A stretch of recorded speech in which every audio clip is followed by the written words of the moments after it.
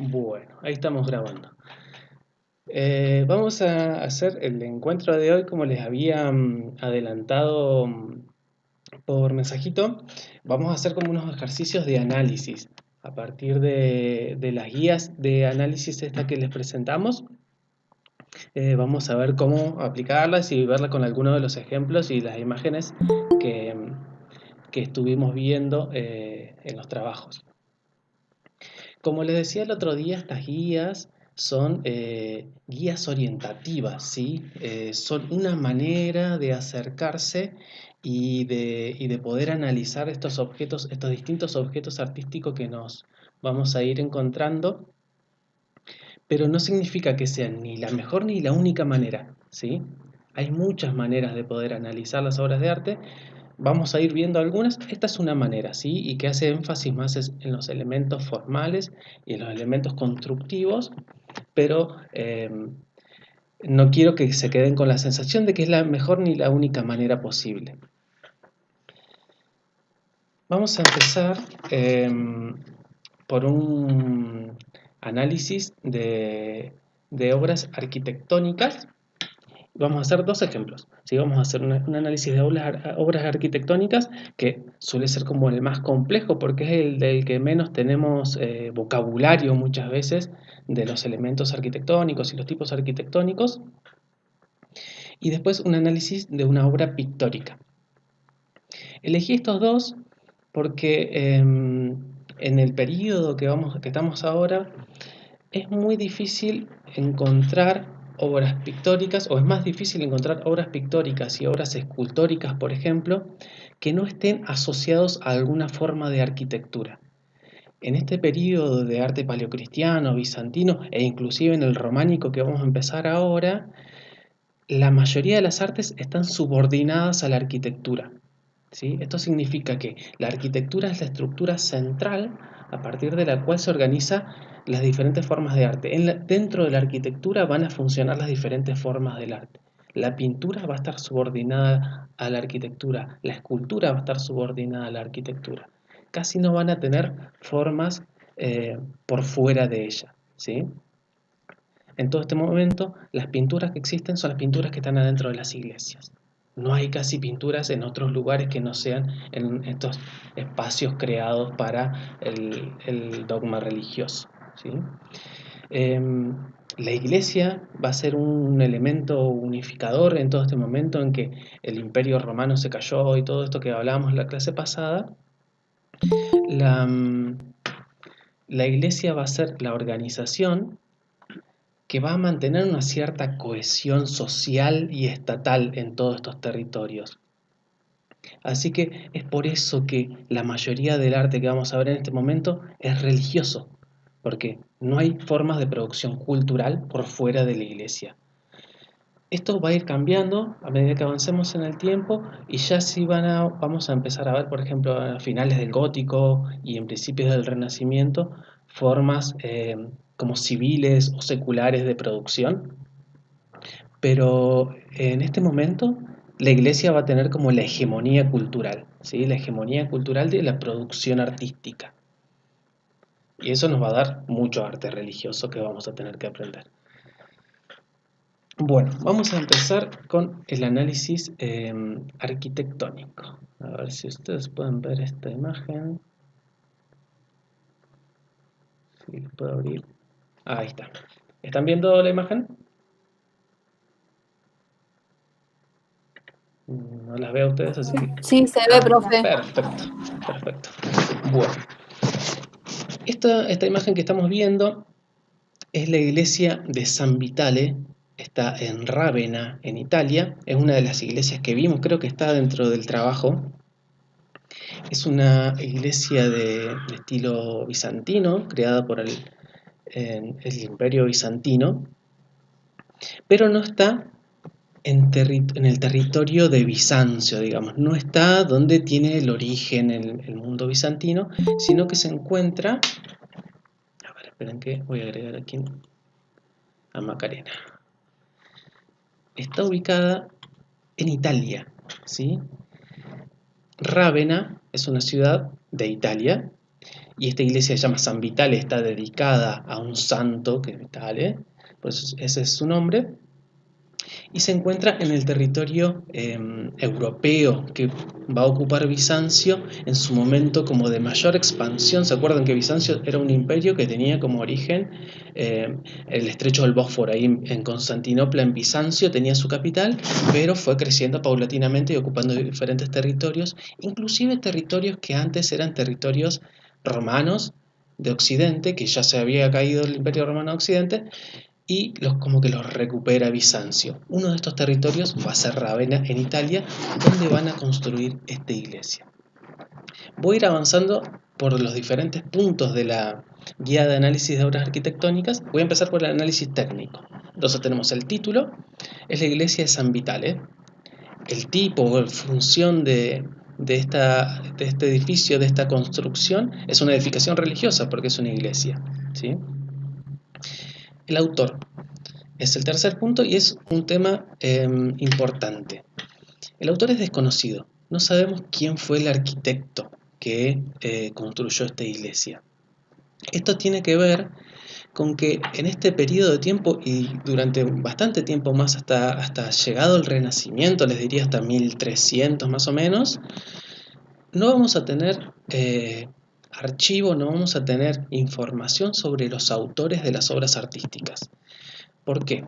Porque la idea de artista que nosotros conocemos, la idea de un autor, la idea de alguien que produce una obra, la firma y es de él y a partir de eso la comercializa o no, se la deja o hace lo que quiere, es una idea que recién va a aparecer en el mundo, en el plano artístico a partir del Renacimiento. En este momento no existe una idea del artista como tal. La gente que construía este tipo de edificios, o la gente que hacía pinturas, o la gente que hacía esculturas, no eran considerados artistas de por sí, ¿sí? Eran una especie de artesano especializado, o un artesano a secas, que producía una obra que sí era sagrada, porque esta iglesia sí iba a ser una iglesia sagrada, pero la persona no era un artista, ¿sí? No era considerado un artista. Hay una separación entre la producción y el productor, ¿sí? El productor es una persona común, pero produce algo sagrado. En este caso, esta iglesia. Por eso no vamos a tener durante mucho tiempo información sobre los autores. Esto está un poco en relación con una idea antigua, una idea que viene de la antigua Grecia. Cuando digo antiguo, digo antigua Grecia, que es la división como ética de los trabajos.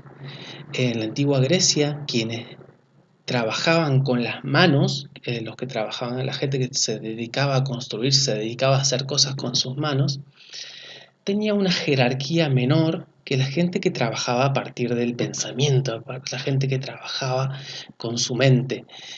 Los artesanos estaban en una jerarquía menor que los filósofos, por ejemplo.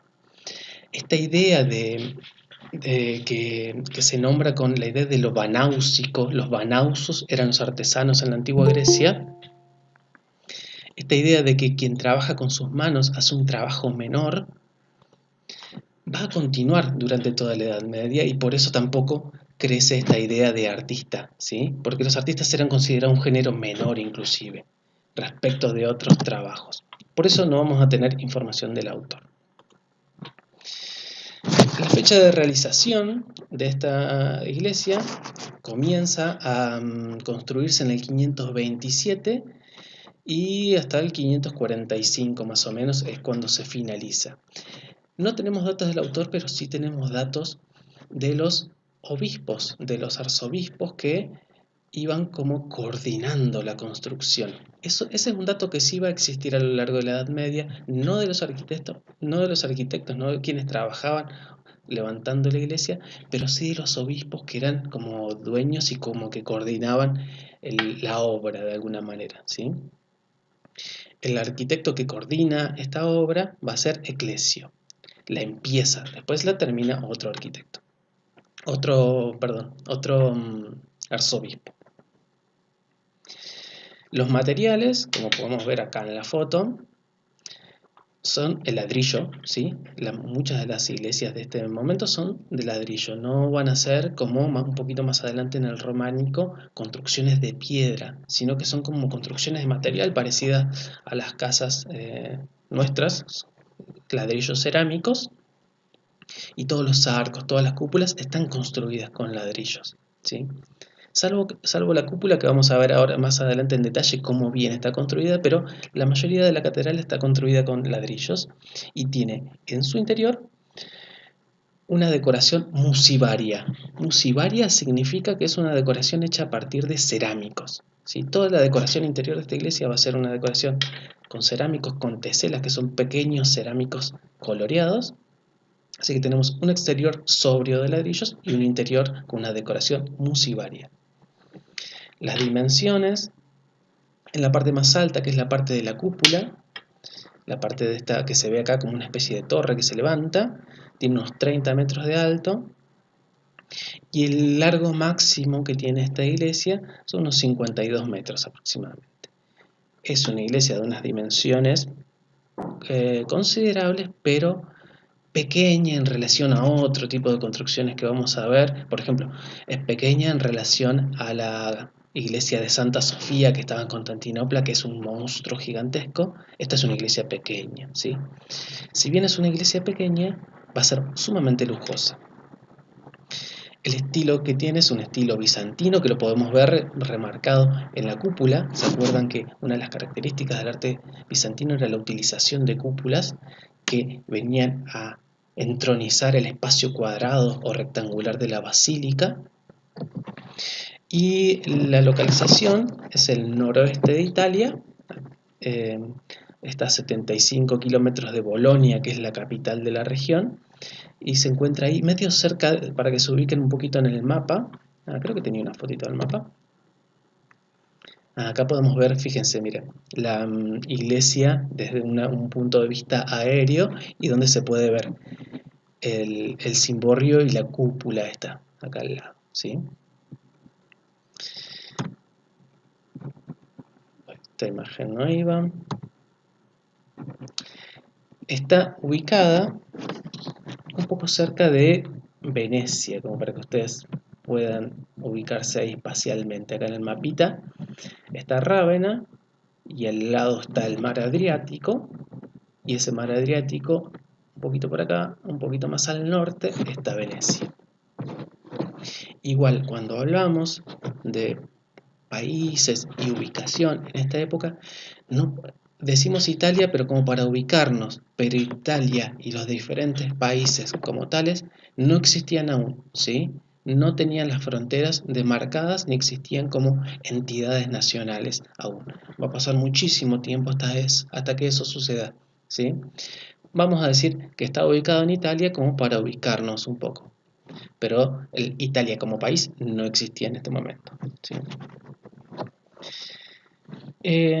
Avancemos un poquito en el análisis estético formal. Acá vamos a ver los sistemas constructivos. Yo les dije que los sistemas constructivos es algo muy específico, no le den tanta pelota, pero si lo podemos decir, vamos a decir algunas cositas, ¿sí? Pero no quiero que ustedes al momento de analizar una obra arquitectónica se enrosquen con esto, porque es más específico de la arquitectura, ¿sí? Podemos nosotros pasarlo un poquito por arriba. Tiene un sistema constructivo combinado, porque tiene partes de sistemas murarios, partes de paredes, pero también tiene un sistema estructural, ¿sí? La cúpula que se ve que es la parte más alta de la catedral, es algo muy pesado, es una forma arquitectónica muy pesada que tiene que distribuir su peso por diferentes maneras para no caerse, para no colapsar. Una de las maneras van a ser una serie de columnas interiores, 8 columnas interiores, pero también va a tener un sistema estructural de contrafuertes y arbotantes, que vamos a ver ahora cómo son, que son las estructuras también de ladrillo, una especie de vigas que lo que hacen es distribuir el peso de la columna hacia el exterior, ¿sí? Sacar el peso hacia afuera. Son como una especie de armazón, por eso es una forma estructural que ayuda a sostener el peso de la cúpula y distribuye el peso hacia los costados y hacia afuera para que esa cúpula no colapse. siempre cuando analizamos como los edificios y su parte constructiva, su parte constructiva, no constructiva, su parte constructiva, sus elementos constructivos, conviene buscar este tipo de mapa, este tipo de plano, ¿sí? Porque por lo general en las fotos, como la primera foto, esa que yo les mostré de este edificio, no se puede ver la totalidad del edificio ni la forma completa que tiene por las mismas características de los edificios de ser demasiado grandes para poder ser vistos desde un solo punto de vista. Por eso conviene siempre buscar este tipo de planitos. El de abajo es un plano de planta, se llaman planos de planta, este tipo de diseño en el que el edificio es visto como si fuera visto desde arriba, ¿sí? Y se ve toda la formita que tiene el edificio desde arriba. Ahí podemos ver más o menos la estructura de esta catedral, de esta iglesia. Ahí vamos a ver que tiene una estructura octogonal, ¿sí? No es un rectángulo como las basílicas, sino que tiene una estructura centralizada, tiene forma de octógono, tiene 8 lados. Está centralizado y en el medio de ese octógono se eleva la cúpula. A un costado, y de manera así como rompiendo la simetría de este octógono, tenemos el nártex, que es esta forma así como que se le agrega acá al costadito hacia la izquierda del plano de planta, que es una forma, una entrada que tienen las iglesias en este momento, en este periodo. El nártex es una especie de entrada techada, a veces abierta, a veces techada, por donde se dividían las entradas a las diferentes partes de la iglesia. En el nártex, por ejemplo, había una entrada para los hombres y otra entrada para las mujeres. Los hombres y mujeres ocupaban diferentes espacios dentro de la iglesia. A partir de la nave central no va a tener naves laterales, al ser una nave octogonal y centralizada, no tiene partes a los costados, sino que solamente un centro y con una cúpula. A partir de ese centro se va a desprender el presbiterio, que es este cuadradito, este rectángulo que está hacia la derecha, que es como una especie de pequeña antesala antes del ábside o del coro, que es la parte más importante de la iglesia porque es donde siempre se ubica el altar. Con este tipo de mapitas, ¿ven? Podemos ver las diferentes partes con bastante más claridad que a partir de una fotografía.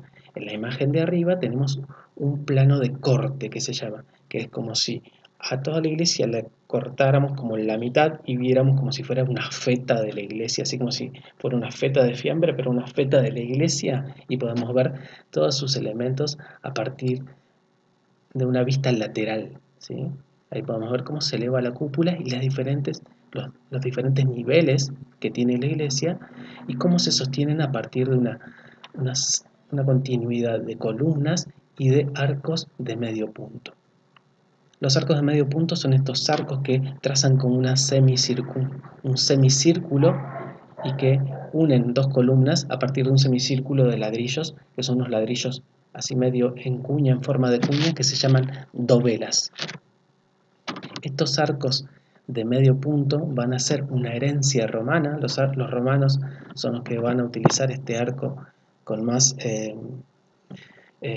asiduidad, lo van a utilizar para todo, lo utilizaban tanto como para construir puentes, como para construir edificios o para los acueductos que realizaban, y en el arte bizantino y el arte paleocristiano se utilizan para construir iglesias.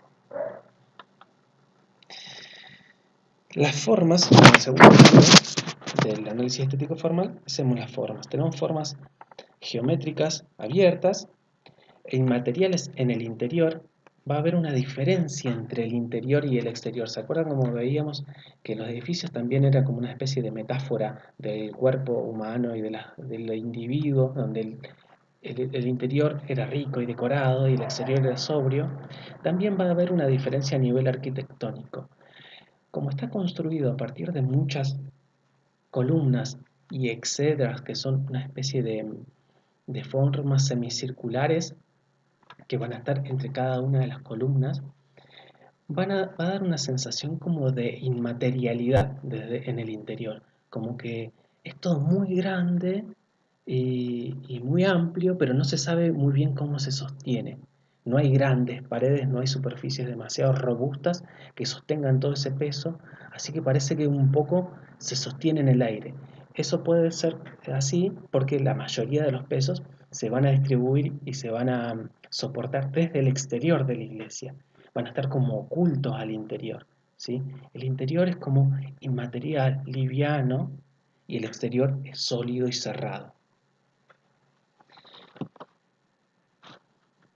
Los elementos constructivos de esta iglesia van a ser 8 columnas. Acá vemos las 8 columnitas en el dibujo que cuentan. Tenemos 8 columnas que arman un octaedro, que sostienen el cimborrio, que es una especie de cilindro, que es como una torrecita, que eleva un poco más el lugar donde empieza la cúpula, ¿sí? Las ocho columnas sostienen entonces el cimborrio y la cúpula, pero no solamente las 8 columnas, sino que hacia los costados se abren otros juegos como de columnas y de arbotantes exteriores.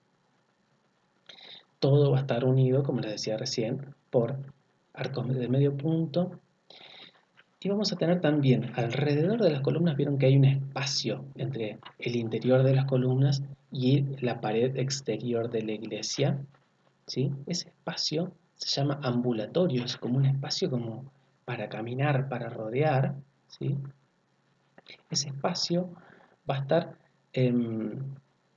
cubierto por una bóveda, ¿sí? Un techo que va a ser una bóveda de arista, ¿sí? Acá fíjense que tienen abajo en la imagen los diferentes elementos. En el punto número 3 tenemos la bóveda de aristas, que es como la intersección de dos bóvedas de cañón y que hacen una especie de cruz así en el techo, ¿sí? Así que tenemos un ambulatorio con una bóveda de arista. La cúpula, que es el elemento más alto, está la cúpula y está techada. No está construida con los mismos materiales que el resto de la iglesia. La cúpula es un elemento complejo, un elemento arquitectónico complejo, porque es un elemento que es pesado y ejerce un peso muy grande hacia abajo. Hay que sostener esa cúpula, es como un techo que está flotando ahí arriba, hay que sostenerlo. Así que los materiales no pueden ser el mismo que, por ejemplo, las columnas. Las columnas tienen que ser más fuertes que la cúpula. Para construir la cúpula de esta iglesia utilizaron una técnica que viene más bien de Oriente, que se trata como de ánforas, son como una especie de jarrones cerámicos que se iban, en vez de utilizar ladrillos, por ejemplo, se utilizaban una especie de jarrones cerámicos huecos que se iban encastrando uno con el otro. Armaban una superficie, era como si fuera el ladrillo hueco de los edificios de la actualidad, una cosa así, pero un poco más liviana. Se utilizaba ese material y ese sistema constructivo, esos jarrones cerámicos después se cubrían con una especie de cemento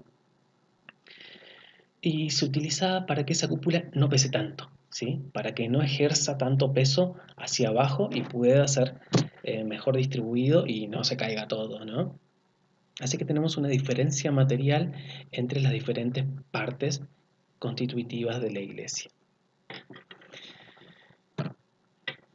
Acá podemos ver, fíjense, en esta imagen, los arbotantes y los contrafuertes. Los contrafuertes son la parte vertical, ¿sí? Lo que va a unir la iglesia, la parte diagonal. Tenemos acá dos partes, está solamente nombrado el contrafuerte acá, ¿sí? Pero la estructura diagonal, la que baja, no se llama contrafuerte, sino que se llama arbotante. ¿Sí? Acá hay un pequeño error de la imagen que no me había dado cuenta cuando la busqué. La parte diagonal es un arbotante, la parte vertical es un contrafuerte, ¿sí?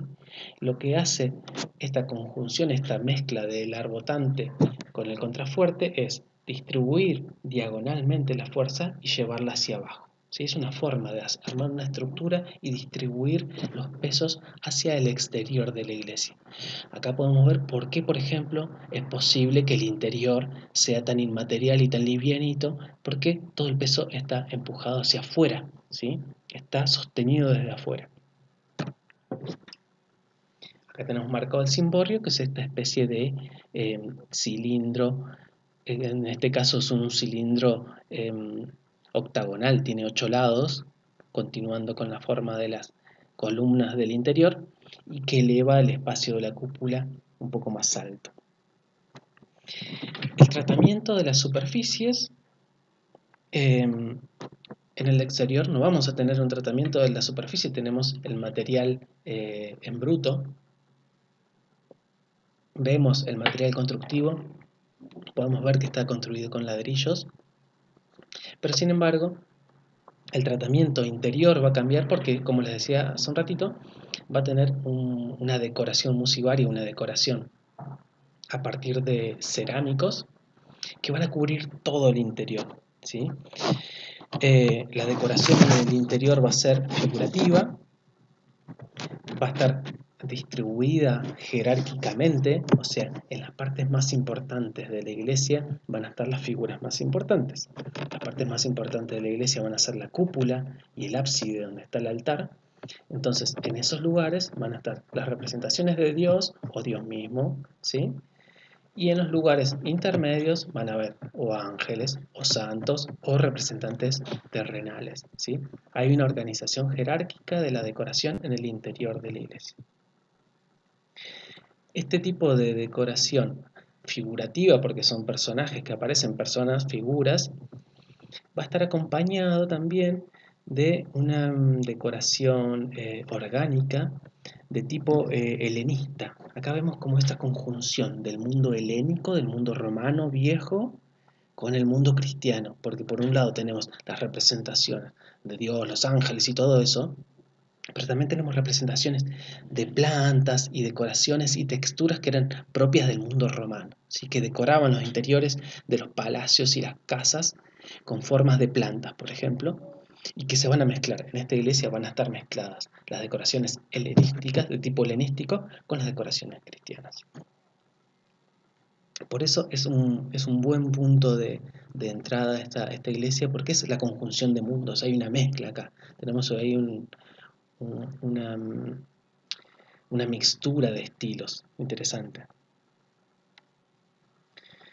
Y el espacio, en el interior vamos a tener un espacio sencillo y en el interior vamos a tener un espacio lleno de formas. El interior todo va a estar cubierto de figuras. Inclusive algunos autores hablan de un horror vacui, que es una palabra, se dice horror vacui cuando significa horror al vacío, ¿sí? Es muy propio, por ejemplo, del estilo barroco, en el que no se dejaba ningún espacio librado a la decoración. Estaba todo lleno, todos totalmente cubiertos de decoración. El interior de, de San Vital de Rávena va a tener un poco de este horror vacui porque va a estar todo cubierto de mosaicos. Y en la composición tenemos un eje, una tensión vertical porque la mayoría es principalmente vertical esta iglesia. Tenemos una diferencia, por ejemplo, con las basílicas, que las basílicas tenían una distribución bastante horizontal. ¿Se acuerdan que las basílicas eran como una especie, si las miramos desde arriba, son como una especie de rectángulo, ¿sí? Donde uno entra por una de las puntas del rectángulo, por el nártex que está en la punta de uno de los rectángulos, y para llegar a la parte más importante, que es el ábside, que es donde está el altar, tiene que recorrer todo el largo de ese rectángulo. Es una especie de camino horizontal que es un poco metáfora del camino de la vida y de la metafísica cristiana, ¿no? Del recorrer un largo camino para llegar a lo sagrado. En este caso, esto no es así porque es una estructura más bien vertical.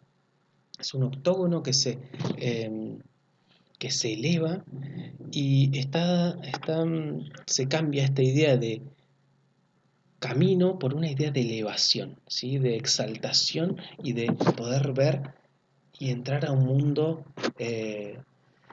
metafísico, uno entra y se eleva eso como si fuera el cielo y en la punta de la cúpula tenía las representaciones de lo divino. Era casi como entrar a lo sagrado de golpe y estar ya en lo sagrado, ¿sí? Hay una diferencia como de espacio y de organización de las tensiones y de los recorridos espaciales. Estos tipos de análisis, como vieron, pasamos por dos partes del análisis, el análisis simbólico, el análisis técnico y el análisis formal, para recién entrar al simbólico o histórico contextual. Es como ir un poco de, le decía a una compañera, no me acuerdo a quién, que es un poco como ir de lo sencillo a lo complejo, esta forma de analizar, porque se va analizando primero las partes para después llegar al todo, porque en el análisis histórico contextual vamos a poder ver por qué estas cosas son así, por qué los elementos técnicos se construyeron de esa manera, ¿sí?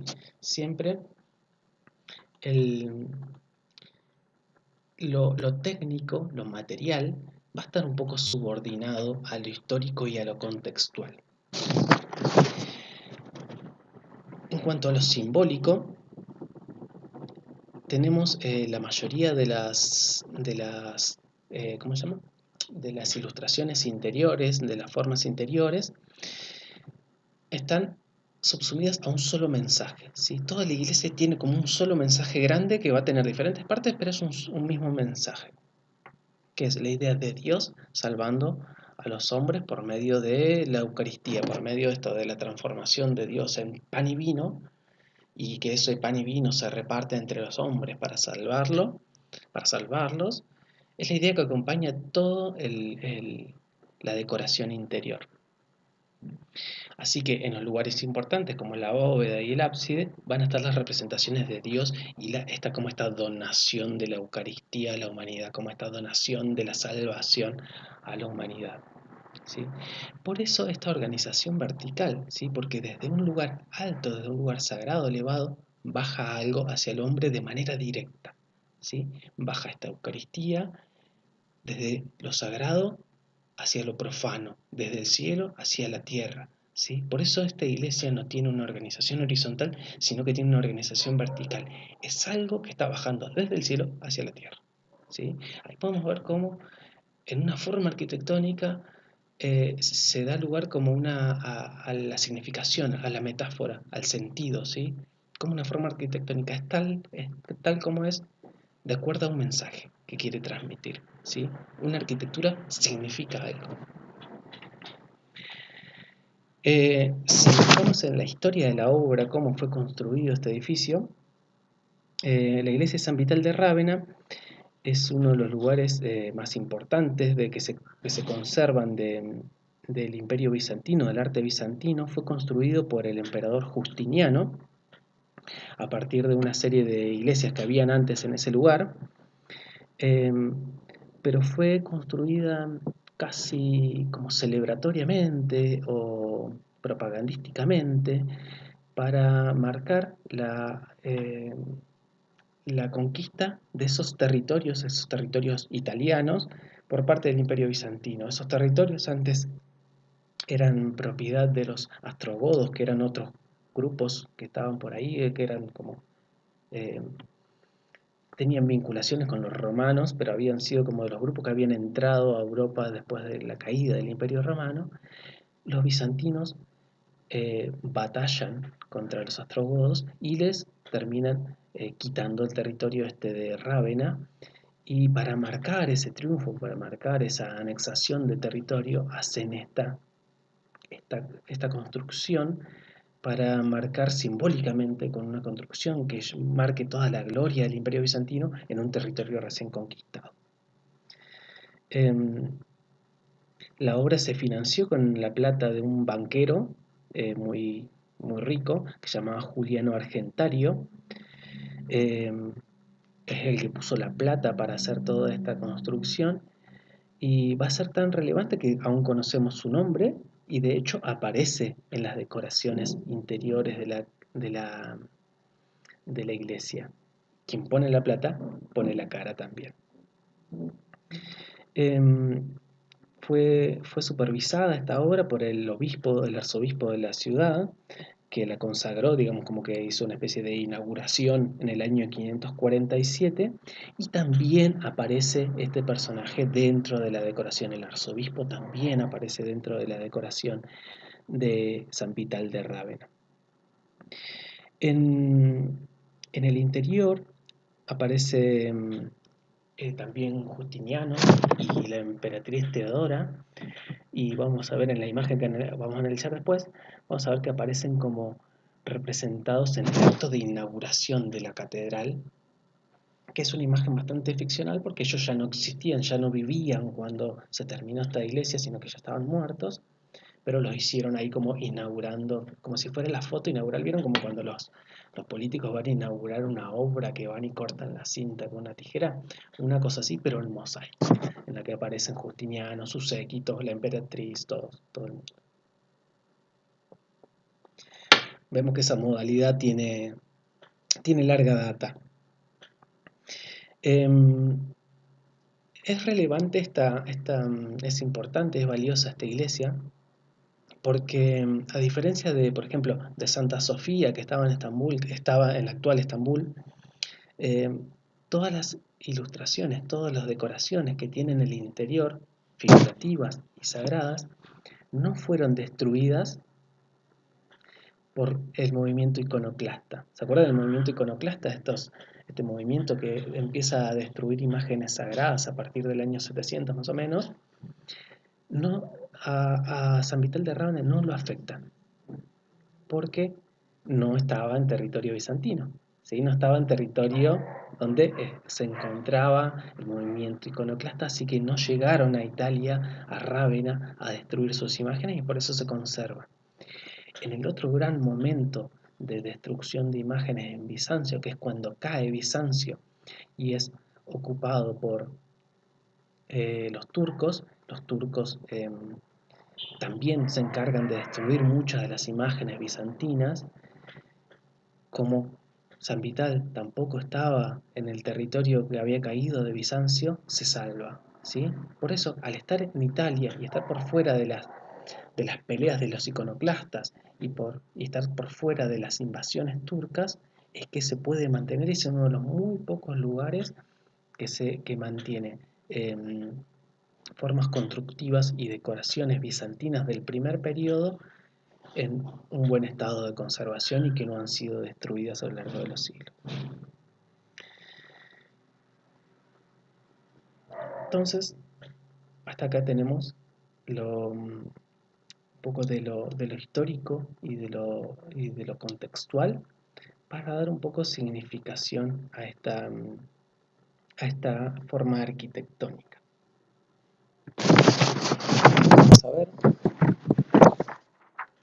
Vamos a pasar a la segunda parte,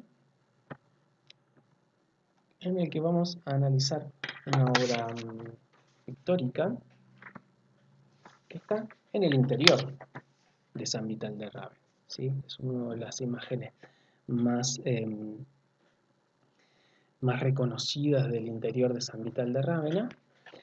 Es el mosaico, la imagen pictórica que muestra a Justiniano y su séquito, ¿sí? El título es Justiniano y su séquito. El autor, al igual que el arquitecto de la iglesia, es desconocido, ¿sí? No sabemos quién fue el que puso los mosaicos. La fecha de realización la podemos datar entre el 527, que es cuando comienza a construirse la iglesia, y el 547 cuando se termina, pero no hay una fecha exacta de la ejecución de este mosaico. La técnica y los materiales son mosaico o pequeñas teselas. En realidad mosaico o tesela son una especie de sinónimos. Mosaico es la técnica en general, tesela es el objeto particular a partir del cual se construye esta obra. Las teselas eran pequeñas como cuadraditos cerámicos coloreados, eh, que se construían para ir armando imágenes, como si fuera una especie de gran rompecabezas, ¿sí? Se armaban estas composiciones sobre un dibujo previamente diseñado, se organizaban todos estos pedacitos de cerámica en el suelo a partir de un dibujo, después se ponía argamasa en la pared, una especie de cemento, y se pegaban todas estas teselas sobre la pared, todas armadas. Es muy similar la técnica a la de Trencadis. No sé si la han visto alguna vez, la técnica de Trencadis, o lo han realizado alguna vez, que es la realización de formas y figuras a partir de cerámicos rotos que se van ensamblando. Bueno, muy similar es la técnica esta que se utilizó para la construcción de esto, nada más que no se utilizaban cerámicos rotos, sino teselas que eran especialmente hechos para esto, ¿sí? El género es complejo de atribuirle un género específico, porque puede ser tanto un retrato colectivo, porque puede ser un retrato de Justiniano, sus generales, el banquero que pone la plata, el, el arzobispo y los soldados de su guardia. También puede ser, podríamos decir que es una escena histórica, porque está representando el momento de que se inaugura, que se consagra esta iglesia, así que podríamos decir que se trata de género una escena histórica, pero también podría ser una escena religiosa, porque al momento de la consagración, de la inauguración de esta iglesia, como les dije recién, Justiniano ya estaba muerto, la emperatriz ya estaba muerta, toda esta gente ya estaba muerta, no existían. Y se hizo a Justiniano y a toda esta gente mucho más joven de lo que era en ese momento, en el momento de la creación del comienzo de la creación de la iglesia. Así que también podríamos estar mirando una imagen que no sucede en el mundo, no sucede en la tierra, no es una imagen real, sino una imagen religiosa. Podría ser una consagración de Justiniano y su séquito en el cielo, ¿sí? No hay nada que nos indique lo contrario, ¿sí? Así que puede ser estas tres cosas. Lo más probable es que sea una conjunción de estas tres cosas, de un retrato colectivo, de una escena histórica y de una escena religiosa. El estilo es bizantino y, bueno, en la localización, el emplazamiento es la iglesia de San Vital de Rávena, como decíamos. En el análisis estético formal podemos ver que las formas son cerradas, ¿sí? Cada una de estas figuras es una forma cerrada. Podemos trazar una línea por su contorno que las diferencia y las separa tanto del fondo como de las otras figuras. A pesar de que hay superposición, se trata de formas cerradas en sí mismas, ¿sí? Hablamos de formas abiertas cuando una parte de la figura se pierde en el fondo, ¿sí? Se va, por ejemplo, es muy común en el arte barroco, en el estilo barroco, que una parte de la figura esté iluminada con una luz muy teatral, muy fuerte, muy focalizada, y el resto de la figura esté en penumbras y se funda en un fondo oscuro. Acá no sucede eso, tenemos formas planas y solamente bien delimitadas, así que tenemos formas cerradas. Son, son figurativas, son orgánicas porque son personas, pero tienen una cierta estilización, ¿sí? No son personas que responden a un canon naturalista, a una forma naturalista de representar personas, sino que están estilizadas, son hieráticas, tienen como una postura muy solemne y tienen una estilización vertical, están como alargadas, un poco alargadas verticalmente. Esto es muy común en el arte medieval, en la mayoría del arte medieval, que las figuras estén un tanto estilizadas y alargadas verticalmente. Es un poco para marcar la tensión en el cuerpo entre lo terrenal y lo celestial, como que el cuerpo está siendo estirado entre lo terrenal y lo celestial. Es como un espacio intermedio, como si fuera una interfaz entre los dos mundos. De ahí viene un poco esa estilización. La paleta de esta imagen es una paleta policromática, hay una predominancia de tonos cálidos que está dado por la mayor predominancia del dorado, hay mucha presencia del dorado, está medio apagado ya por el paso del tiempo, imagínense, esto es del 526, han pasado un par de añitos, así que los colores se han apagado un poquito con el paso del tiempo, pero todo eso que ustedes ven medio amarillento, medio naranja, es dorado, o era dorado. Hay un color local, digamos, hay un color de tipo naturalista aplicado a las figuras, principalmente en los rostros de las figuras, el color de las carnaduras, del color de la piel de esta gente, simula un color de piel humana, digamos, no es arbitraria, ¿sí? Pero sin embargo, en el fondo hay un color simbólico. ¿Por qué? Hay un color dorado, un color verde en la parte de los pies, pero que no hace referencia a ningún espacio reconocible, sino que es una utilización de una tinta plana para dar cuenta de un espacio semisagrado, ¿sí? No hay una búsqueda del color que dé cuenta de un espacio en el fondo. Así que tenemos como un color, un tratamiento del color para las figuras y otro tratamiento para el fondo. Podríamos decir que hay un color local aplicado a las figuras y un color simbólico aplicado al fondo. En la textura de las imágenes podemos ver desde lejos, si uno lo mira así desde lejos, parecieran tintas planas, parecieran colores planos que le dan color a una figura. ¿Sí? Tenemos algunas figuras que tienen tonos blancos con púrpura, otro Justiniano que está en el medio tiene un manto púrpura, los otros, los soldados tienen ropas de colores y parecieran tintas planas, pero si nos acercamos vemos como un detalle, como acá vemos el rostro de Justiniano, podemos ver que hay un tratamiento de valor, ¿sí? Hay un tratamiento como de luces y sombras, hay diferencias cromáticas dentro de la piel, ¿sí? Esto es un tratamiento sumamente complejo, hacer esto con cerámico es muy difícil. Tener todos estos valores de cerámico e ir organizándolos para generar un acercamiento al volumen es sumamente complejo, por lo que hace que esta obra sea una obra interesante.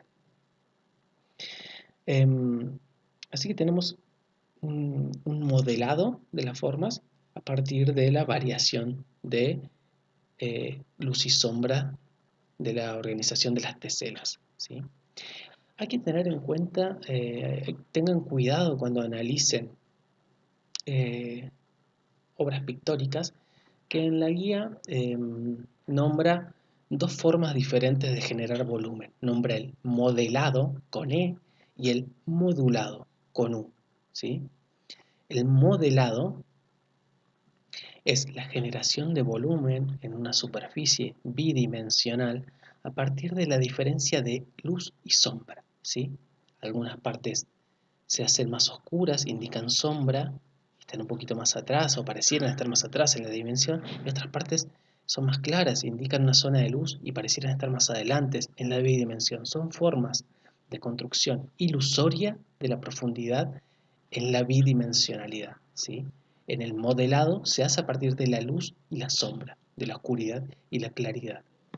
En cambio, en el modulado, ¿sí? Con U, esta diferencia no se hace a partir de la luz y la sombra, sino a partir de la temperatura del color, ¿sí?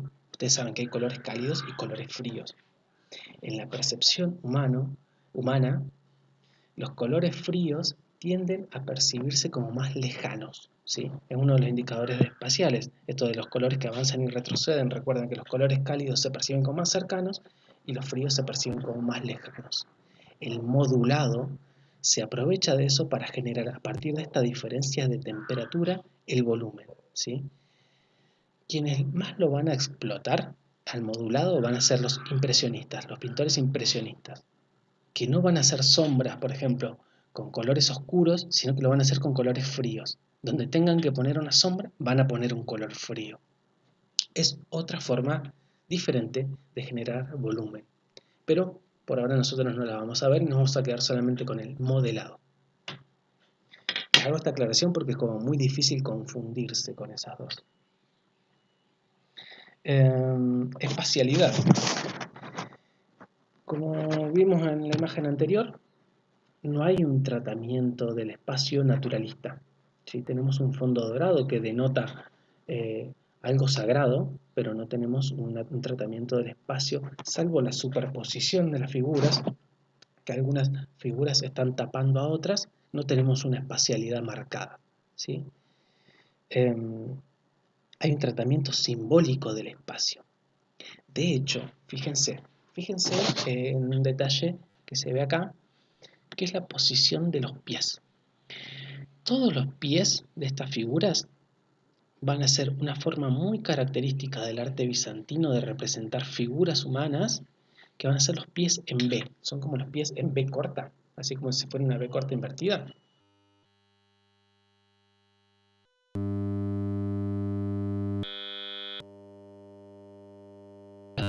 No están apoyados en el espacio. Aguanten un segundo.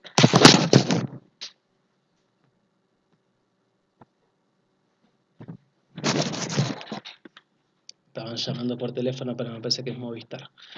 Estos pies en B no están apoyados en ningún lado. Están como si fueran estas figuras flotando, ¿sí? Inclusive con esto nos está marcando, con estos pies en B, que estas figuras no están en un lugar determinado, no están en un espacio concreto, sino que están en un espacio otro, un espacio sagrado, un espacio metafísico, ¿sí? Si se fijan, si buscan imágenes de arte bizantino, muchas de las figuras, la mayoría les diría, van a estar con esta especie de pies en B, que se llama. En cuanto al claroscuro, tenemos una clave lumínica alta menor, que tenemos poco contraste. La iluminación es uniforme, como no tenemos un espacio naturalista organizado naturalísticamente, tampoco tenemos una luz naturalista. La luz es uniforme para todos, hay una claridad uniforme para toda la figura. Todos reciben la misma luz. Todos reciben la misma luz, todos tienen la misma claridad. No podía haber, esta imagen está puesta en una de las paredes del presbiterio, muy cerquita del altar, en uno de los lugares más sagrados de la iglesia. No podía haber un lugar de sombra o una imagen con sombras en un lugar tan sagrado. Así que todas las imágenes reciben la misma cantidad de luz. Y en la composición, vamos a ver cómo es las composiciones clásicas del arte bizantino. Es una composición sumamente simétrica y estática, ¿sí? La simetría está dada por ejes ortogonales, o sea, ejes verticales y horizontales, que van a organizar toda la composición. Un eje vertical, el eje principal vertical, va a ser el que atraviese la imagen de Justiniano, que está en el medio, lo atraviesa por la mitad y organiza la composición en dos partes con pesos visuales iguales a cada uno de los lados. Decimos que el eje atraviesa la figura principal porque fíjense que la figura principal está resaltada, ¿sí? Justiniano está en el medio, es el más importante, hay una organización jerárquica de esta imagen. El más importante está en el medio y a partir de él si te vas alejando, va siendo menos importante, ¿sí? El que está al lado de Justiniano, el que está a su derecha, es el banquero, por ejemplo, el que pone la plata para que la iglesia se construya.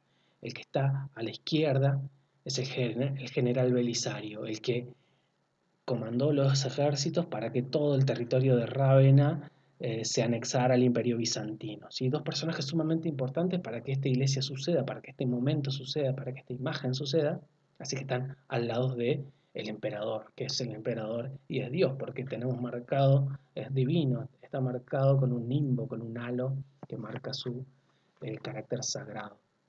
Así que tenemos un eje vertical que atraviesa a Justiniano por la mitad y nos marca la mitad y lo más importante de la composición, hacia los costados. Pero también tenemos ejes horizontales, ¿sí? El primer eje horizontal lo podemos ver que está marcado por la altura de las cabezas. Todas las cabezas están en la misma línea, ¿sí? Todos los ojos están en la misma línea. Eso se llama isocefalía, igualdad de cabezas en el plano, ¿sí? Todas las cabecitas alineadas. todas las manos están alineadas, salvo la del personaje de la derecha, que está sosteniendo un incensario, que es como una especie de pequeño hornito donde se quemaba incienso que largaba como un humo de olor rico. Es el único que tiene la mano un poco más abajo, pero si no podemos trazar una línea por todas las manos, por toda la posición de las manos. De igual manera, podemos trazar otra línea horizontal en la ubicación de los pies, ¿sí? Fíjense que la línea de las túnicas, de las ropas de esta gente, es casi una línea recta horizontal, ¿sí? Que se ve un poco rota ahí en Justiniano, pero para marcar la importancia, ¿sí? Para que visualmente nosotros nos llame la atención la figura de Justiniano, que es el más importante. Nos tenemos que ver los justinianos y después ver a los otros, ¿sí? En esta composición. La figura de Justiniano también está resaltada a partir del contraste. Es la figura que tiene mayor contraste porque tiene un manto púrpura, tiene un manto oscuro en relación a una mayoritaria presencia de colores claros en la composición. Tenemos, si entrecerramos los ojos, vemos una mayoría de colores claros, de túnicas blancas, y el manto oscuro de Justiniano resalta, ¿sí? Se nos viene así como los ojos y nos llama la atención. Y sí, nos tiene que llamar la atención porque es el jefe, ¿sí? También está resaltada la figura de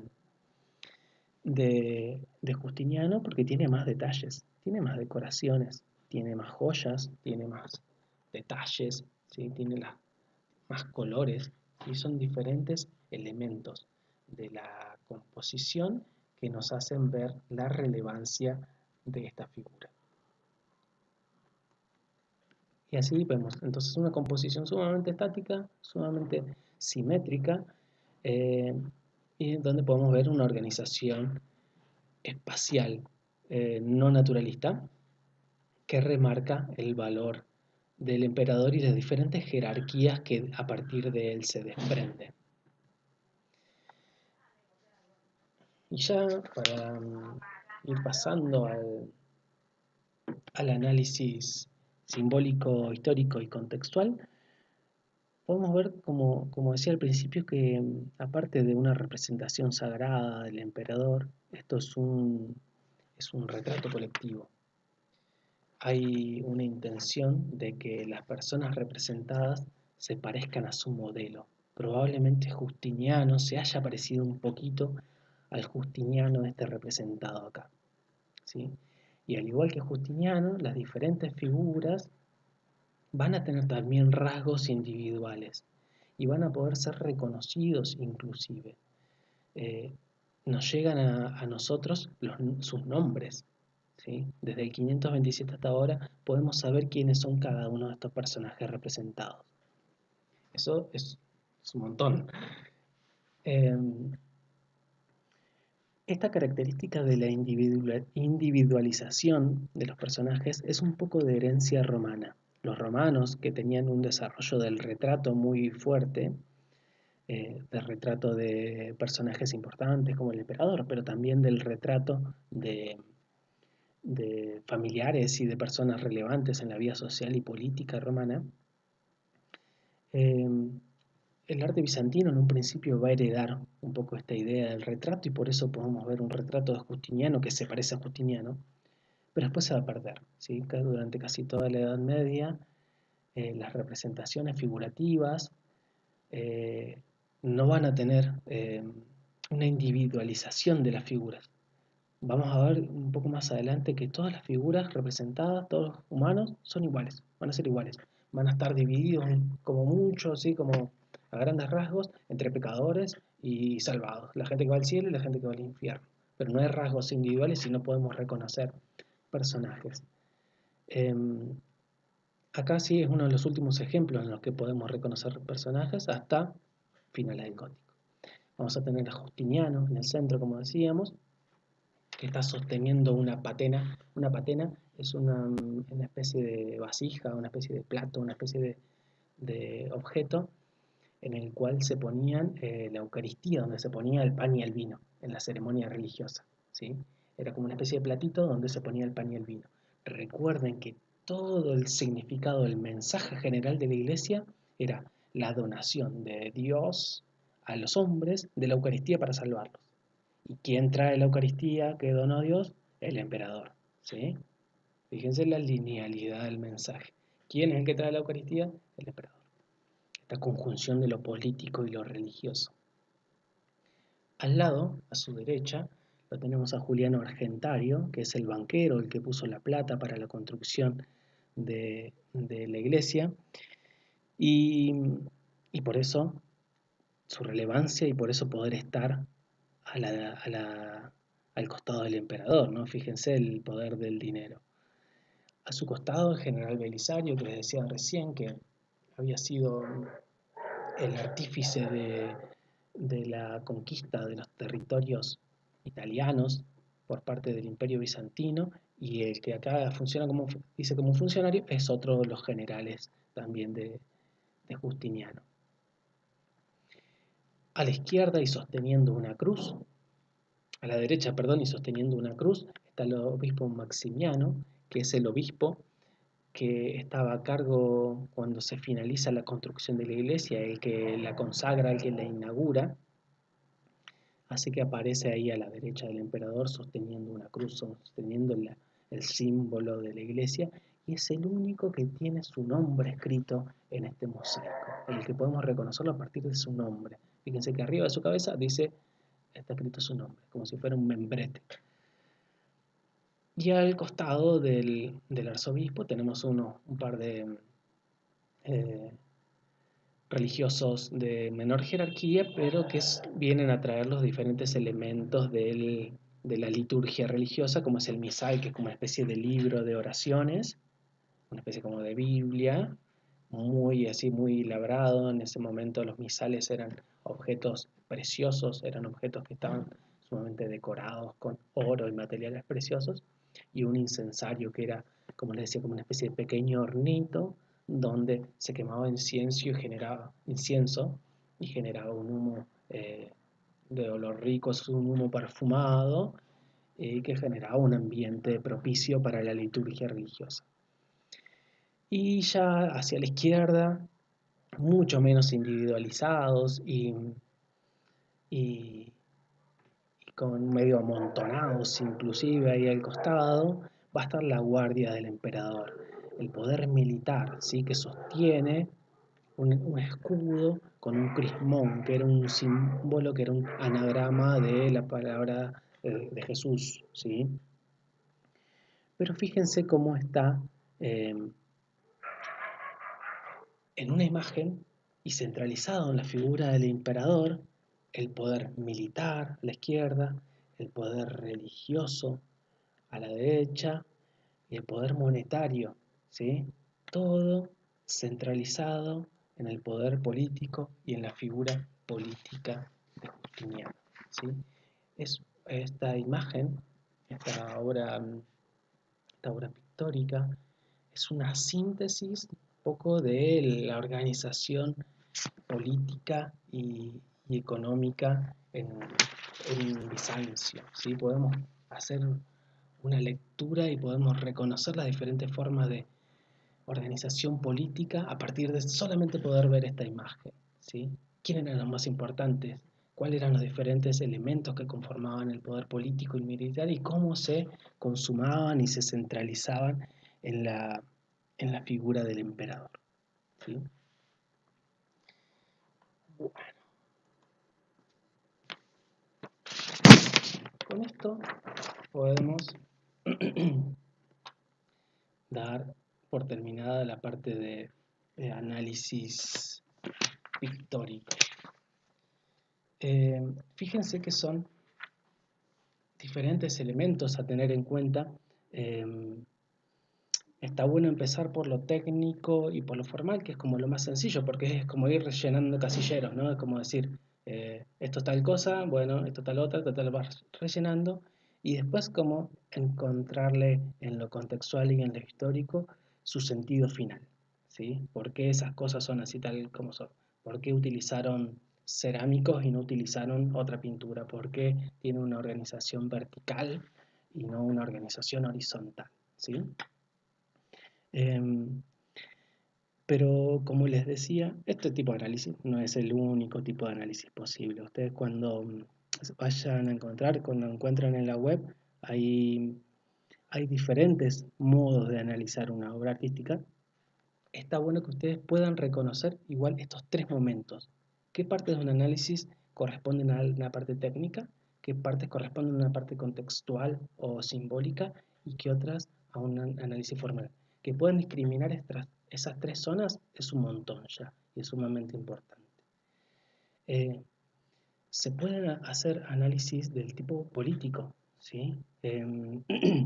A mí, por ejemplo, me gusta mucho un autor que se llamaba, porque ya está muerto, John Berger.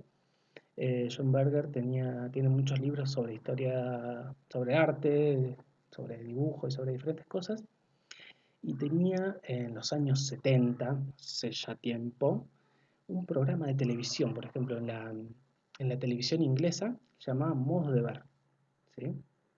En ese programa, que después se transformó en un libro, él, por ejemplo, en el primer capítulo hace un análisis de obras artísticas renacentistas del Renacimiento en relación a su origen de producción, a su modo de producción, en el lugar donde se hicieron, digamos, y en el tiempo en el que se hicieron, y cómo es la recepción nuestra de esas imágenes y cómo cambia ese sentido político de la recepción de las imágenes en un origen y en una recepción, ¿sí? Un análisis sumamente interesante. Se pueden encontrar esos videitos en internet, en YouTube están todos subidos, y es otro tipo de análisis completamente diferente, ¿sí? Totalmente válido y completamente diferente. Podemos analizar una obra del Renacimiento con todas estas guías de análisis centradas en lo formal, o podemos hacer un análisis como el que hace John Berger y los dos van a ser válidos, ¿sí? Bueno, hasta aquí no los quiero como atosigar más. No quise analizar obras escultóricas, poco para que no se haga tan larga la clase, y otro porque, como vimos la vez anterior, las obras escultóricas no van a ser lo que más abunde en este periodo porque todavía está como ese temor a la idolatría y ese querer separarse de los cultos paganos y romanos, por lo cual no va a haber una gran abundancia de esculturas, ¿sí? Las principales formas de producción van a ser la arquitectura y la pintura, ¿sí? Las formas pictóricas. Y los objetos hay pocos que se conserven, así que por ahora vamos a dejarlo solamente en esos dos. ¿Algunas dudas, preguntas que quieran hacer?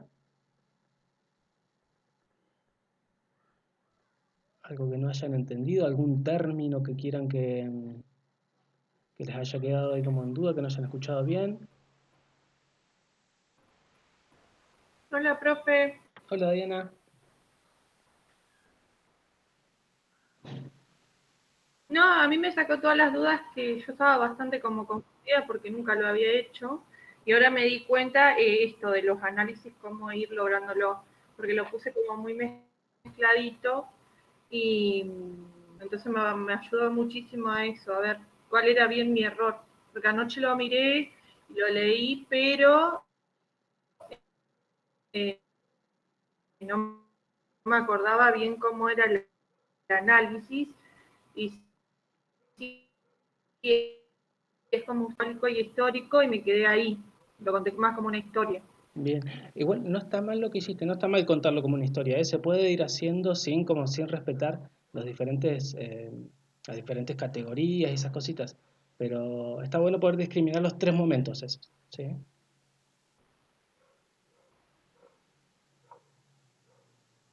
Creo que se colgó un poquito ahí de ahí.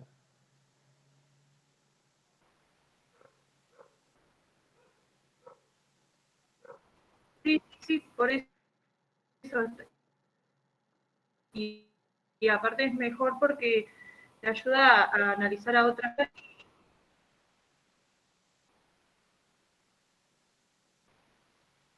es mucho más breve. No esto en cuenta, uno se lo aprende. Hoy sabes que no te escuché nada, Diana, se escuchaba recortado. y no pasás por alto ciertas partes. Sí, pero el video que ahí escucho mejor. Bien. No, no, no lo que decía que sería mejor, para mí es mejor respetar cada ítem, como dio usted los años. Bien, bien, bien. Si te sirve, lo que a vos, la modalidad que a vos mejor te sirva, bien. Si a vos te sirve ir respetando los sitios, los vas respetando. Eso, uh, soy yo.